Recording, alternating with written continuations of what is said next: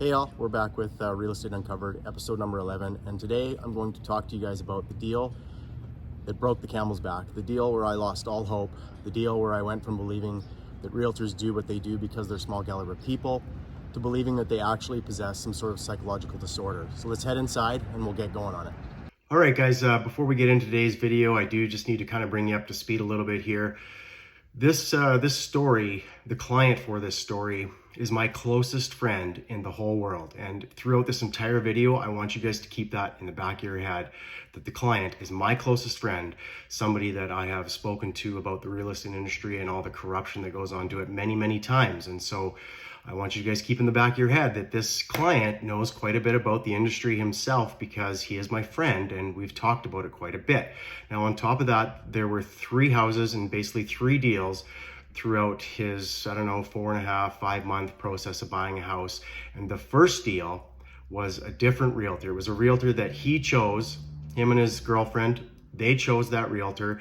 They ended up making an offer on a house up in VLA, and during the inspection there were a few defects that they had concerns about. And anyways, I'm not going to get into everything about that on this video because I want to do a specific video for that deal. But anyways, there were a few defects that they just weren't comfortable with, and they ended up walking away from the house. And they continued to work with that realtor for a couple more showings, but during those showings that realtor was kind of making snarky remarks about their concerns that they had with that house. And so they ended up firing that realtor, just turfed her.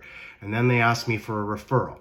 And then I made a referral, and then we get into deal 2 and deal 3, and then this is what the story is about. So I just wanted to bring you guys up to speed, so now we'll get into it. Okay guys, so I made a referral for a father-daughter team here in my jurisdiction for my friend to work with after they fired the first agent.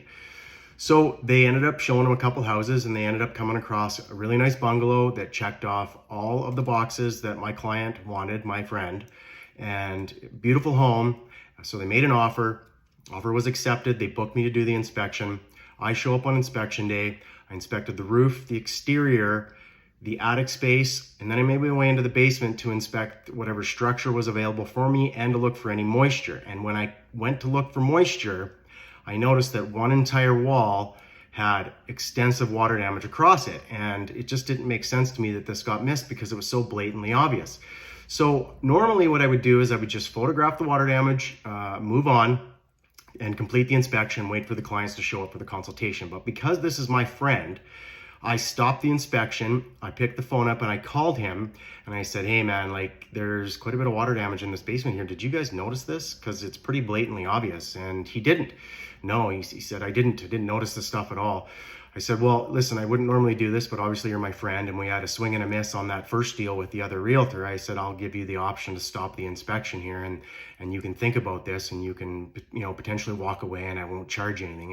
Like I said, I wouldn't normally do that for just any old client. I wouldn't stop an inspection and give them the option to stop, but I did it for my friends. So anyways, the client and the female realtor out of the group showed up to the house there while I was doing the inspection. I waited for them.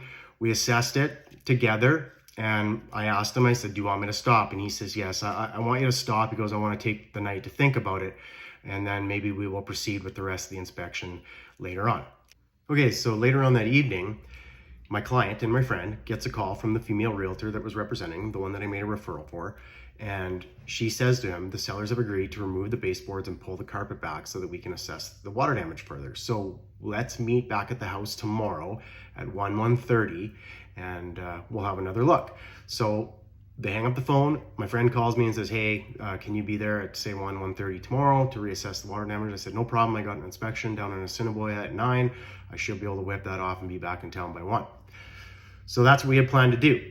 So the next morning I take off to Assiniboia and right around 11 a.m. I get a phone call from my friend and he says, you're not going to believe this, man. I said, what? What's going on? And he says, well, we're meeting there at 1:30, but I just got a call from the female realtor and she said that you're not allowed to come. And I said, what? I'm not allowed to come? Who said that? And he said, well, she did. And I said, well, what's the reason? He goes, well, I asked her that. He goes, what's the reason that Mark's not allowed to come? And she had responded to him that because Mark's not a professional. And anyways, he hung up the phone with her, and like I said, he called me. I'm at this inspection down in Assiniboia, and I asked him 2 or 3 times. I said, "Are you sure that she said that I'm not a professional and that's the reason I'm not allowed to come?" And he says, "Absolutely. That's exactly what she said." So what she's actually doing there, ladies and gentlemen, is what a lot of realtors know. It's that realtors can't actually play their games and run games and stuff people into houses when I'm around. It's very difficult because they know that I'm on the client side, and I'm also very difficult to BS, and I'm also a straight shooter. And so they know they can't play their games when I'm around, and so that was the strategy there. So anyways, I got denied access to show up that day. At that point, my friend was pretty much, out at that point, but he was going to go anyways. They really liked the house. He was going to go and he was going to see what exactly, was going on. And I'm going to pop a couple photos up here for you now. These photos aren't mine. I couldn't find my photos. In fact, I think I deleted them because I never ended up building a report because he walked away. But these photos were taken by him on day 2 when it was just him and the realtor. And as you can see there's some pretty extensive water damage. They don't actually do it justice. The photos that I had actually showed some water damage across a 40-50 foot wall in about 4 or 5 different locations. And it was extensive. There was some serious water making its way into this basement. So at the end of the day, guys, my client ended up walking away mainly because the realtor denied me access. Like I'm his guy. He's not buying a house without me, without my advice. And so when this realtor did this, he said, basically, I'm just out. It doesn't matter what they say. What kind of ticks me off, though, is I made a referral for these realtors to help my friend. And this is the kind of stuff that they're pulling. But this isn't even the end of this situation. So now these 2 realtors, the male and female team, they realized that their games didn't work to stuff my friend into this house. And now they have to deal with the fact that they've said these things about me and how I'm not a professional.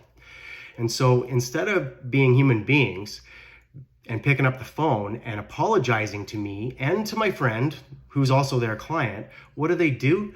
They got their broker to call me, and for the first time in almost a decade, this broker calls me and makes a referral for some other people. This is their way of apologizing. And so he says, "Hey, I got these clients coming in from BC. They made an offer on a house." He goes, "I need you to do an inspection," which is just, I know what they're doing because I haven't had a referral from this broker for like a decade.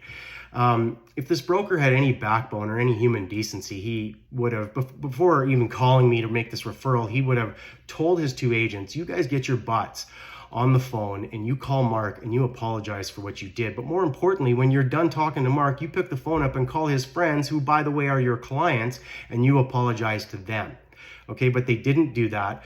They made this bogus referral to try and say they're sorry so that they could try and save the clients because they figured they were going to get fired. Now, on top of the broker doing this, the male realtor in the team, he also made a referral for some bogus water damage job on one of his friends, a former business owner here in town, owned a tire shop. For this guy owned a new travel van, and apparently there was some sort of water leak. I knew it was bogus. It was just their way of apologizing. And this is what just makes me sick about this whole thing here, is the way that they handled this. It just shows their small caliber nature, and it just shows their manipulation, and it shows that they can't say that they're wrong. So after all that, I'm sure you guys are expecting me to say that my clients and my friends fired these 2, this male and female team of realtors. But I didn't. And it's because I'm not a spiteful person. I'm not like them. I'm not like the realtors here in my jurisdiction, or realtors likely right across North America. I'm not a spiteful and vindictive person. I don't hold grudges. I let stuff go fairly easy. And most importantly, it's not about me. It's about my clients. It's about serving them and getting them a house. And so we decided that there was no point in turfing these 2, because we'd likely just be right back in the same situation with other realtors. They're all the same. So we continued on, but we added something to the showings. And what we added to the new showings that we did is I came along on all the showings from that point on. And they weren't happy. The 2 realtors weren't happy that I was there. In the end, because I came along on these showings, we found them an absolutely amazing home, a better home, 10 times better home than the first one, and 5 times better than the second one, where these 2 realtors tried to stuff them into that house, obviously with that water damage situation, by denying me access on day 2. So in the end, because I came along on the showings, I didn't practice any spite. We just stuck with this realtor team. We found them a great house. I found them a great house. And what's just crazy about it all, you guys, is the realtor team, they were actually representing the sellers on the third deal, and so they ended up double ending the commission. And so they put, instead of putting $8,500, $9,000 in their pocket, they ended up putting like $17,000 in their pocket. So being patient and me, you know, doing my job and me having integrity and looking out for people actually caused these two realtors to make more money in the end, which actually just kind of makes it funny. Before I let you guys go here, I actually just want to go over a few things in regards to what we can learn from this, and it is right here. And I just want to go over a couple things here. So throughout this deal, we got a few things to learn. So realtors will sweep you guys through houses quickly, and they do this strategically because the goal is for them to get you to make an offer. And they do that because they want you to make an offer, because if anything does arise, any major defects or anything like that, they typically can manipulate you to still buy the house anyway. The goal is to get you to make an offer. And so they want to sweep you through houses quickly when you're doing showings so that you can't see these defects. And I say that because on house 2, the one with the water damage, that should have been seen by the realtor and the clients. It should have never even made it to the inspection, okay? So be mindful about that kind of stuff. When realtors are sweeping you guys through houses really quickly, that is an indication you should just turf that realtor. You guys should be taking time in these homes. You look for stuff like water damage. Another thing here, realtors, I've talked about this before, they will cut corners and they will take chances on this kind of stuff. Look at the chance that these two realtors took on this. They knew that this was my closest friend. They knew that this friend of mine probably knew a few things. On top of that, they knew that I was going to be in the background no matter what, helping him. And so they knew that this was going to be the case, and they still took this shot trying to stuff him and his girlfriend into this house. The commission check always comes first, ladies and gentlemen. And lastly, and I think this is probably one of the most important things that we can learn from this, there will always be another house, you guys. Don't get stuck up on one house. Even if it's checking all your guys' boxes, if there are major defects, if realtors are trying to play games with you, do shady things to try and stuff you into that house, just walk away. There will always be another house. And in this instance, that the third house ended up being the best one out of all three. They checked all of my clients' boxes and the inspection went amazing. I mean, obviously I went along on the showings, and so I knew that the inspection was likely going to go good because I was there at the showing. But at the end of the day, they ended up getting a better house because they were patient and they waited. So guys, I really hope you guys enjoyed today's video. As always, knowledge is power, and we'll see you on episode 12.